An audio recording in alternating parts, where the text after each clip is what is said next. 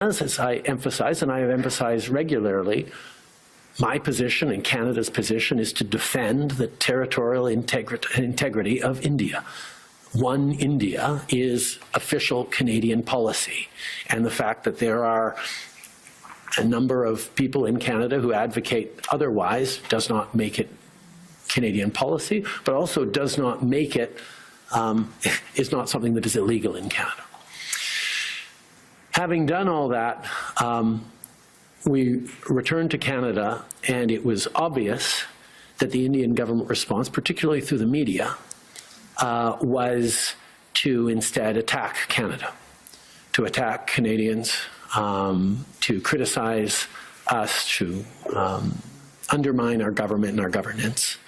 and quite frankly, the integrity of our democracy. Combined with the fact that as we approached the end of September, it looked like there was going to be media stories detailing some of these allegations that were getting out there. When on the first day that the House returned, we determined that it was in the interest of public safety in Canada to let people know that we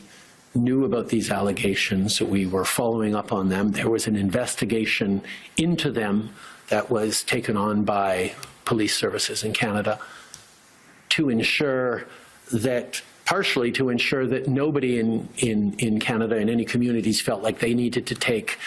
action themselves, that they should trust Canadian institutions to take this threat seriously and follow up on it. And that's exactly what we then did. We launched investigations. The Indian response to these allegations and to our investigations was to double down on attacks against this government, attacks against this government's integrity, attacks against Canada in general, but also to arbitrarily eject dozens of diplomats from Canada, from Canadian diplomats from India, on absolutely no cause other than to say, well, we don't like what you said in the House about us, and we're going to punish you for that. This was a situation in which we had clear, and certainly now even clearer,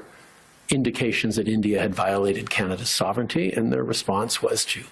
double down and attack Canada further, rather than take responsibility or say, how can we fix this? Yes, this was a violation of the rule of law, and even take any of the many off-ramps we offered, because we don't want to be in this situation of picking a fight with a significant trading partner with whom we have deep people-to-people ties and a long history, and our fellow democracies. But standing up unequivocally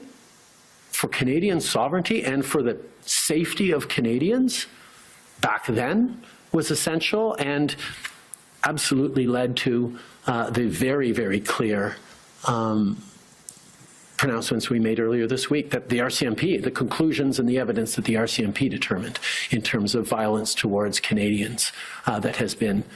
enabled by and directed by, in many cases,